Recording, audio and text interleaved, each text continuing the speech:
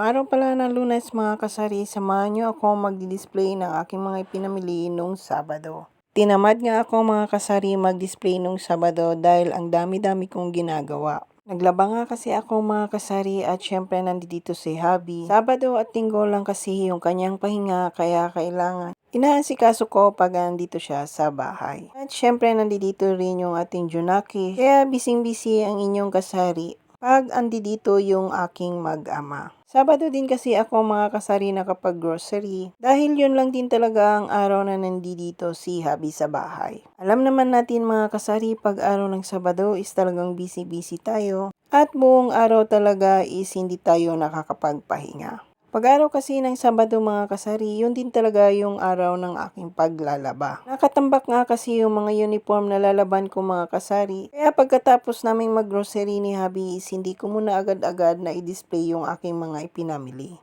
At kahapon nga din Linggo is nabisi kami ni Habi dahil marami kaming ipinamili para dadalhin naman niya doon sa kabilang tindahan namin. Kaya talagang nabisi ako ng araw ng Sabado at Linggo at hindi ko naasikaso yung pagdi-display ng aking pinamili. Kaya ngayong araw ng Lunes mga kasari, ako lang ang nag-iisa dito sa bahay at tapos na rin naman ako naglinis. Inasikaso ko na rin agad-agad yung aking pagdi-display sa aking ipinamili nung Sabado. Pag nanay ka talaga mga kasari is inuuna mo talaga yung gawaing bahay at syempre pag-aasikaso ng aking mag-ama. Kung napapansin nyo nga dyan mga kasari, pawis na nga ako sa mga oras na yan dahil napakainit. Sobrang dami ng ginawa ko mga kasari. Yung aking damit is basang-basa na sa dami ng pawis. Mula kasi nang umalis yung aking mag-ama mga kasari is dire-diretso na po yung aking trabaho at mga gawain dito sa bahay. Gumising nga pala ako mga kasari ng alas 4 na madaling araw. Nag-asikaso sa aking Junakish at syempre hinatid. Tapos naman pag uwi ng bahay, diretso na agad linis at pagliligpit. Tuloy-tuloy na nga yung gawain ko dyan mga kasari kaya kung napapansin nyo talagang pawis